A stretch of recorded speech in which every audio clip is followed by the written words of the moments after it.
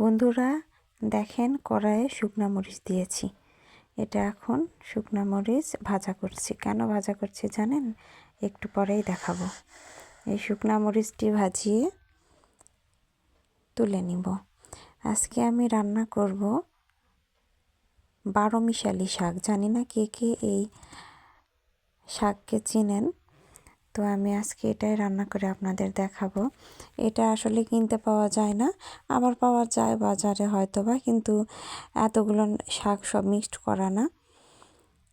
তো আমার এটা 12 মিশালি নাম হলে 12টা নাও থাকতে পারে, যেমন 12 ভাজার 12টা হয়তো বা নাও থাকে, আবার কখনো বেশিও থাকতে পারে। তো আমার এখানে শাকটা ভাজার জন্য শুকনো মরিচ ভেজে তুলে নিয়েছি।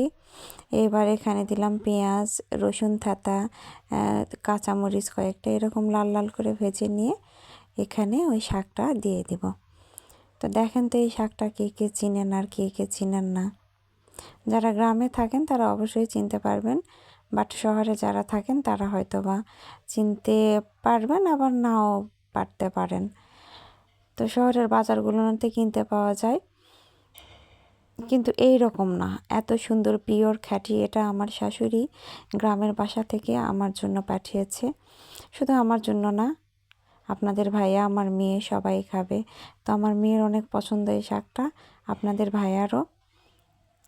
তো এই তো কিছুই না, দেওয়ার পরে একটু লবণ দিয়ে করে নিয়ে আটো করে নিয়ে তারপরে এটা ভেজে দেখেন কত সুন্দর হয়েছে। এই শাকে এত পুষ্টি কী আর বলবো।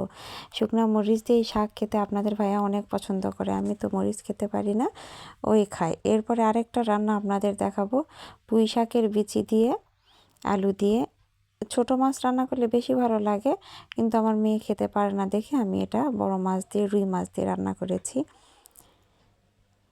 তো এই পুঁই শাকের বীজও আমার গ্রামের বাসারই। এই শাক, পুঁই শাক একদম এইগুলো পিওর খাঁটি, ফরমালিন ছাড়া। আর খেতে যে কি মজা, খাওয়ার পরে যে শরীরে কত পুষ্টি হবে। যদি কারো শক্তি না থাকে, গায়ে অনেক শক্তি পাবেন। তো এই তো আমি এখানে পুঁই শাকের বিচি, কয়েকটা পুঁই শাকের পাতা, আলু, পেঁয়াজ, কাঁচামরিচ সব উপকরণগুলো দিয়ে নিলাম। তারপরে এখানে আস্তে আস্তে সব মশলাগুলো দিয়ে দিব। এখন পড়বে লবণ, যে যার পরিমাণ মতো যতটুকু নেবেন ততটুকু নেবেন। লবণের পর দিয়ে দিলাম গুঁড়ামরিচ। গুঁড়ামরিচ একটু কমকে দিলাম, কারণ আমি কাঁচামরিচও দিয়েছি। তারপরে হলুদের গুঁড়ো, এরপরে দিয়ে দিলাম একটু বাটা মশলা, তারপরে তেল দিয়ে দিলাম। এখানে তেল দেওয়ার পরে নামানোর কিছুক্ষণ আগে একটু তেল দিতে হয়, তাহলে এটা খেতে আরও মজা লাগে। তো এই তো মাখামাখির পালা শুরু। এটা সুন্দর করে মসলিয়ে মসলিয়ে মেখে নিতে হবে।